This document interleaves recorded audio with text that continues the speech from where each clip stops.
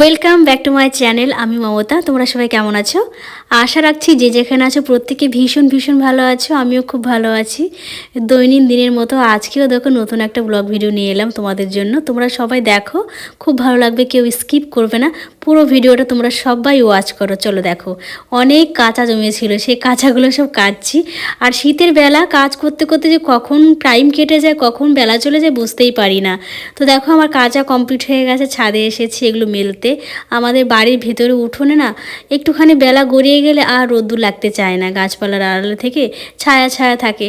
তো ছাদে জামা কাপড়ে যে মেললাম, মোটামুটি ঘন্টাখানিক মতো রোদ থাকবে। এই রোদে কিন্তু আমার জামা কাপড় সব শুকিয়ে যাবে। তো সবই বিছানা চাদর, বালিশের ওয়ার, নিজের কিছু জামা কাপড় সেগুলো কাচলাম। এমনি সময় কিন্তু আমি টাইম পাই না, কেন নাটক থাকে প্রত্যেক দিন। যেহেতু দুদিন অফ আছে নাটক, এই জন্য সংসারের টুকিটাকি কাজগুলো এই ফাঁকে সেরে নিলাম। তো তারপর আমার বাবু বলছে, মা তুমি তাড়াতাড়ি স্নান করো, তুমি নাকি কোথাও একটা যাবে। হ্যাঁ, আজকে একটা জায়গায় যাব বলতে পলাশে একটু মার্কেটিং করতে যাব। তো দেখো স্নান করা হয়ে গেছে, মানে কাঁচা কমপ্লিট করে স্নান করে নিয়েছি। তারপরে এই যে ব্যালকনিতে বসে আছি। আর আমাদের সিম্বা কী করেছে জানো, ওকে একটু ছাড়া হয়েছে।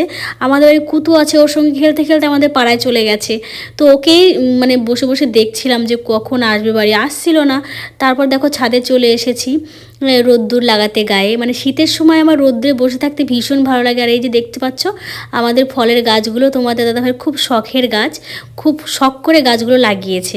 আর আমি একটু রোদ্রে বসে বসে নেল পালিশ নিচ্ছিলাম। যেহেতু মানে আগামীকাল আমাদের একটা নিমন্ত্রণ বাড়ি যাব।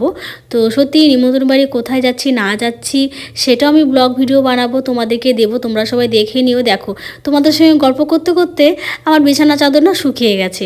তো এখন আমি সেটা তুলে নিচ্ছি। একটুখানি মানে বেলা গড়িয়ে গেলে আবার কুয়াশা পড়ে মনে হয় যেন ভিজে ভিজে ভাব হয়ে যায়। তো উপর থেকে নিচে চলে এসেছি, মাথাটাতে আঁচড়িয়ে দেখো উঠোন ঝাড় দিচ্ছি। আমাদের তো গ্রামে বাড়ি, উঠোন ঝাড় দিতে হয় দুই বেলাতেই। তো তারপর দেখো উঠোন ঝাড় দিচ্ছি, সকালে উঠোন ঝাড় দিয়েছি, তবু দেখো কত ধুলোবালি। এদিকে আমার বাবু বলছে, মা কখন বেরোবা, কখন কোন টাইমে বেরোবা। ওরা তো বাচ্চা মানুষ, ওদের কৌতূহল সবসময় থেকেই থাকে। তারপর দেখো আমার শ্বশুরমশাই কাঠগুলো ওখানে চিড়ে চিড়ে রেখেছে। আমার উঠোন ঝাড় দেওয়ার পরে আমি উনুনের কাছে সব জ্বালনিগুলো রাখি। এটা আমাদের প্রতিনিয়ত করতে হয়, স্নানের আগেই পাটকাঠি এনে রাখি। আর কাঠগুলো যেহেতু পরিষ্কার, এই জন্য এটা এখনই নিচ্ছি। তারপর এদিকে বাবু ডাকছে, বলছে মা একটু এসো না। এই যে এক কাকু আর কাকিমা, এনারা গ্রামে মানে কালেকশন করে বেড়ায়। তো তাদের থেকে আমার শ্বশুরমশাই বলছে যে সিম্বার জন্য চাল নিয়ে রাখো। মানে সিম্বার জন্য বলতে সিম্বা কুটি মুটি ওদেরকে তো রান্না করে আমাকে প্রত্যেক দিন খাওয়াতে হয়। এই জন্য দেখো কাকু কাকিমার কাছ থেকে মোটামুটি তোমার 30 কিলো মতো চাল হবে। এটাই তোমাদের দাদাভাই এখন কিনে রাখবে। তো আমাকে বলছে, মমতা একটা বস্তা নিয়ে এসো, চালগুলো রেখে দাও, খুব ভালোই আমাদের সিম্বা ওরা খেতে পারবে। তো ওই জন্য কিন্তু রাখা। এদিকে বাবা দেখো পালা বাটখারে নিয়ে এসছে, বাবাই মাপবে। আর তোমাদের দাদাভাই হাতে মোবাইল দেখতে পাচ্ছ, আজকে আমাদের নাটক ছাড়ার ডেট, ও নাটক ছাড়ছে। আর তোমাদের মানে আমার শ্বশুরমশাই চালগুলো মাপছে। তো সত্যি চালগুলো ভালোই আছে, এগুলো শুধু সীমানা আমরাও খেতে পারবো। এদিকে মা এসে বলছে, বাহ চালগুলো তো খুব সুন্দর, এগুলো বারোয়ারি চাল, যেহেতু 12 বাড়ি ঘুরে বেড়ায়। তো বারোয়ারি চাল প্রথমত ভালো দেখলাম। তারপরে যখন এই বস্তা থেকে চালটা ঢালা হলো, দেখছি কীরকম যেন একটা নোংরা টাইপের আছে। যাই হোক, চালগুলো গুছিয়ে গাছিয়ে রেখে তারপরে এই যে রেডি হয়ে বেরিয়ে পড়লাম।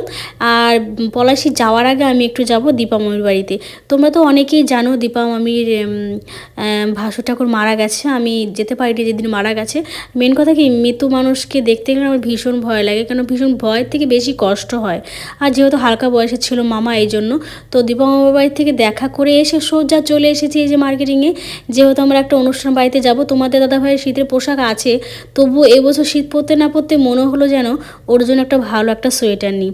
তো সেটাই মানে পছন্দ করছে। তো অনেক রকমের সোয়েটার দেখা হলো, প্যান্ট দেখা হচ্ছে। ওর একটা প্যান্ট পছন্দ হয়েছে, এই যে অ্যাশ কালারের প্যান্টটা, এটা পছন্দ হয়েছে। তা বললাম তুমি নিয়ে নাও, তোমার যেটা যেটা ভালো লাগে। তো এখান থেকে শুধু প্যান্ট না, একটা গামছা, তারপর একটা সোয়েটার, মানে খুব সুন্দর একটা আর কি সোয়েটার, তোমাদের সবারকে দেখাবো। তারপরে এই প্যান্টটা বলছে এটা নেবো, তা আমি বললাম না না তুমি এটা নিও না, প্রথমে যেই প্যান্টটা তুমি দেখেছো সেটা নাও। তো সেটাই নিল। আর এই যে এই সোয়েটারটা নেওয়া হলো, খুব সুন্দর একটা কালার। তো তোমাদের দাদাভাইয়ের পছন্দ, ওর পছন্দই আমার পছন্দ। ওর যেহেতু এই সোয়েটারটা ভীষণ পরিমাণে পছন্দ হয়েছে, আমি আর ওকে না করলাম, বললাম যে তুমি নিয়ে নাও। আচ্ছা তোমাদের কেমন লাগছে দেখো তো, সোয়েটারটা পরার পরে কি ভালো লাগছে তোমরা একটু কমেন্ট করে জানিও তো। তারপর দেখো প্যান্টটা দেখছি, প্রথমে যে প্যান্টটা দেখেছিল ওটা আমি ওকে বারণ করেছি নিতে, কারণ ওটা একদম হালকা বয়সের ছেলে মেয়েদের প্যান্ট, ওটা তোমাকে বললে ভালো লাগবে না। যে কোনো জিনিসের একটা সামঞ্জস্য আছে না।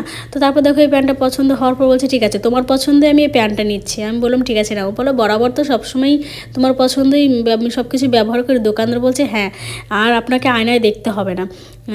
আয়না তো সামনে দাঁড়িয়ে আছে, মজার ঠাট্টা করলো। তারপরে চলে এসে একটু পার্লারে ভুরুটা ফ্ল্যাগ করে নিলাম। আর আমি প্রতিবারই কিন্তু দিদিভাইয়ের কাছেই আসি ফ্ল্যাগ করতে, এটা আমার অভ্যাস হয়ে গেছে। অন্য কোথাও করলে মনে হয় যেন মনের মতো হয় না। তারপরে যে তোমাদের দাদাভাইকে, আমি তো আমার কাজ সেরে এলাম, তারপর তোমার দাদাভাইকে নিয়ে এসেছি চুল কাটিং দাড়ি কাটিং করতে। তো এখানে আসার পর এই যে ভাইটা বলছে দিদিভাই এক কাজ করলে হয় না, দাদাভাইয়ের মাথায় তো প্রচুর পরিমাণে খুশকি হয়েছে চুল কাটতে গিয়ে, দেখছে একটুখানি স্পা করে নিক দেখবেন ভালো হবে। তো আমি বললাম ঠিক আছে করে নাও, একটু স্পা করে নাও, দেখো তোমার খুশকিগুলো যদি কমে যায়। তো প্রতিবার শীত পরতেই না ওর মাথায় মানে এত পরিমাণে খুশকি হয়, সত্যি জামা কাপড়ের দিকে তাকানো যায় না, পুরো সাদা হয়ে যায়। তো তারপর দেখো বাড়িতে চলে এসেছি মেয়েদের জন্য খাবার দাবার নিয়ে। আর কি বাজার করেছি সেটাও তোমাদেরকে বলি।